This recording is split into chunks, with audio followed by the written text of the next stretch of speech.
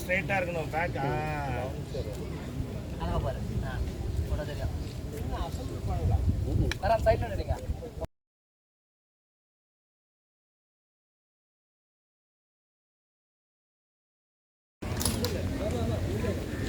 Number सामने देख बारह सामने डाल वाई से कलर पे वाई ने दुश्मन गन ले वाई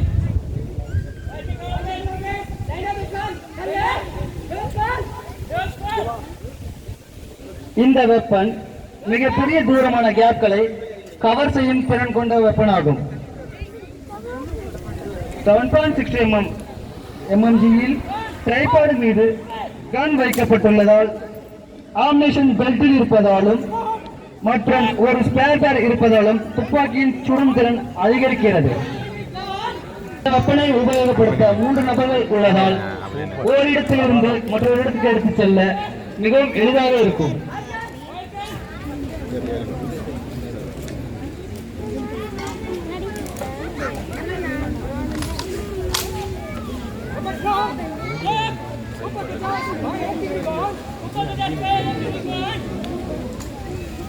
கமெண்ட் கொடுக்க 2 பேர் இருக்காங்க போல.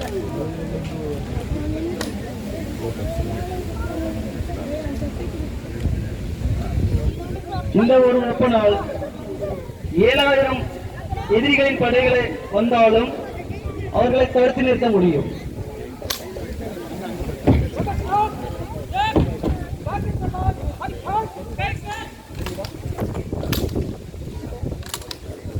இந்த வெப்பன் 360 டிகிரியிலும் சுழன்று எதிரிகளின் படைகளை துவம்சம் செய்யும் திறன் கொண்டதாகும்.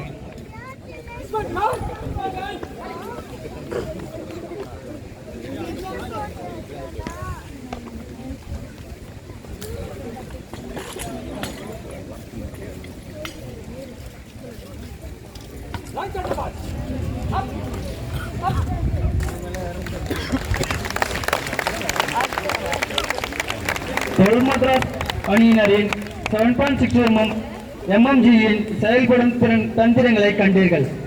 அடுத்தபடியாக வருவது வீடு மற்றும் அறைகளின் தேடுதல் வேட்டை. இந்நிகழ்ச்சியை நடத்தியிருக்கிறது 110th இன்ஃபென்ட்ரி பட்டாலியன் TA மദ്രാஸ் அணியினர்.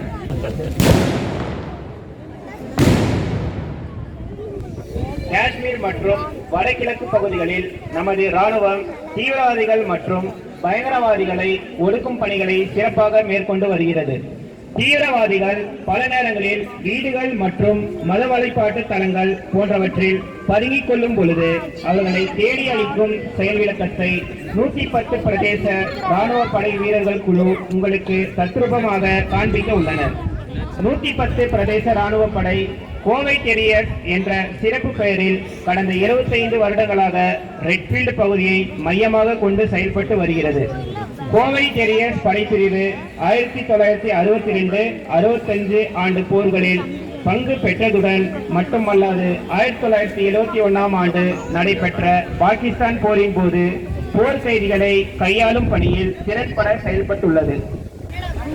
பார்வையாளர்கள் தங்களது பார்வையை சாலையின் இருபக்கமும் கொண்டு செல்லவும் குழுக்கள் இரு பிரிவுகளாக வீட்டை சற்று தொலைவில் சுற்றி வைக்க முனைகிறார்கள்.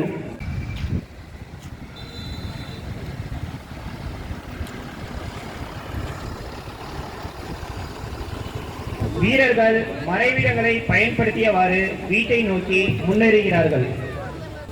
இயந்திர துப்பாக்கி வீரர்கள் தூரத்தில் இருந்து வீட்டை முழுவதும் தங்கள் கண்காணிப்பில் வைத்திருக்கிறார்கள்.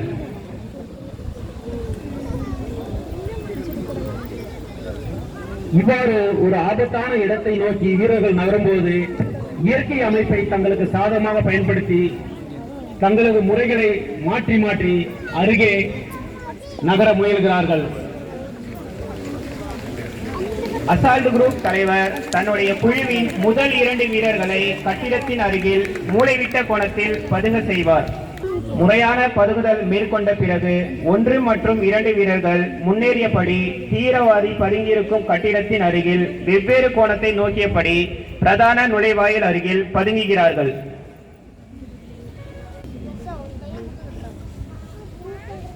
குழு தலைவர் மற்றும் அவரது தோழர் கட்டிடத்தின் இடது மற்றும் வலது மூலைகளில் பதுங்குதல் மேற்கொள்கிறார்கள்.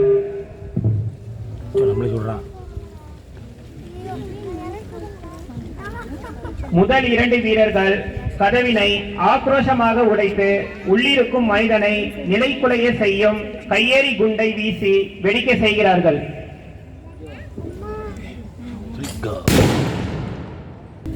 இந்த சமயத்தில் தீவிரவாதி வலதுபுற ஜன்னல் வழியாக காயங்களுடன் தப்பித்து ஓட முயல்கின்றான்.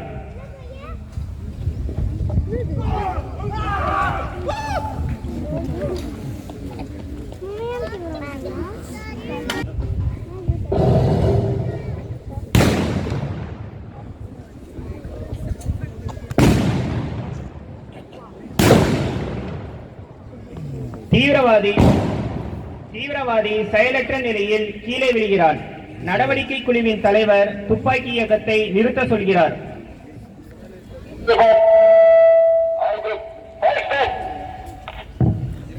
இந்நிகழ்விற்கு பிறகு தீவிரவாதியின் மரணத்தை உறுதி செய்யும் விதமாக தலையில் சுடுதல் ஹெட்ஷாட் முறை மேற்கொள்ளப்படும்.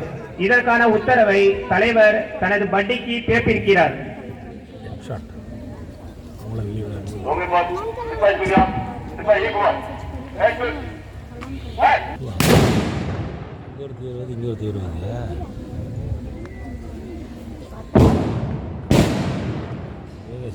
இவ்வாறு நடவடிக்கை முடிந்த பிறகு தீவிரவாதியின் உடலை நேராக சென்று பரிசோதித்து அவனிடத்தில் இருக்கும் ஆயுதங்களை பறிமுதல் செய்யும் முன்பாக சற்று தொலைவில் இருந்து அவனது உடலை கொக்கி மூலமாகவோ அல்லது கயிறு கட்டியோ இழுத்து புரட்டி போட வேண்டும்.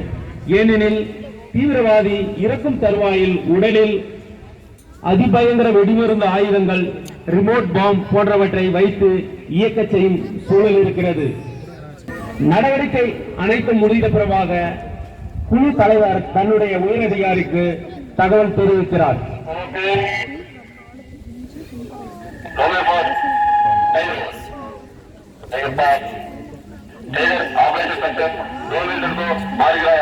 अपना गैस वाले दिन हम वापस आर्मी में पहुंच रहे और वेल डन गुड जॉब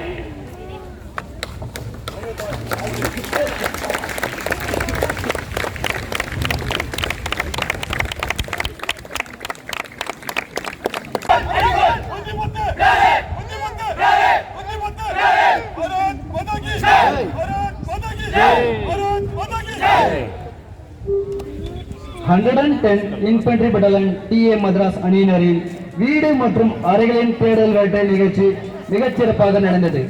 இத்துடன் ஆர்மி ட்ரில்ஸின் நிகழ்ச்சி முழுவதும் நிறைவடைந்துள்ளது. நன்றி.